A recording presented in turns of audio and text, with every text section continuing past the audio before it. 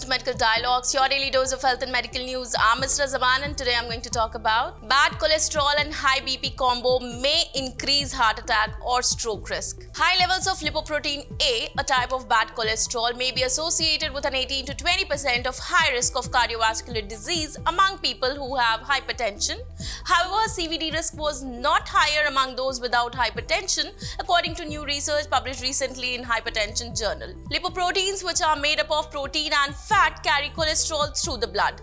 The subtypes of lipoproteins include low-density lipoprotein or LDL, high-density lipoprotein or HDL, and lipoprotein A.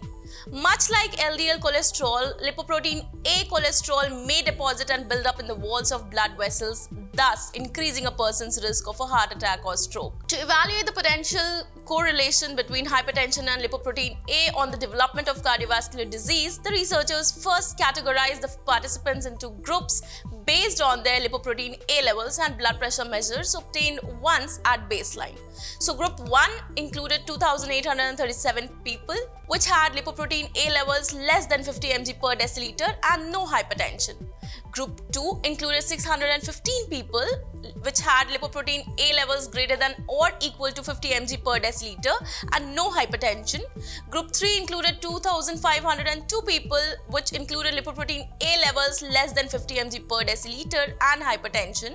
And Group 4 included 720 people with lipoprotein A levels greater than or equal to 50 mg per deciliter and hypertension. Participants were followed for an average of approx 14 years and cardiovascular events, including heart attack, cardiac arrest, stroke or death from coronary artery disease were tracked. They found that a total of 809 of the participants experienced a cardiovascular disease event. Lipoprotein A levels had an effect on hypertension status that was statistically significant. When compared to Group 1, Group 2 did not have an increased risk for cardiovascular disease events. Less than 10% of Group 1 and Group 2 participants had cardiovascular disease events.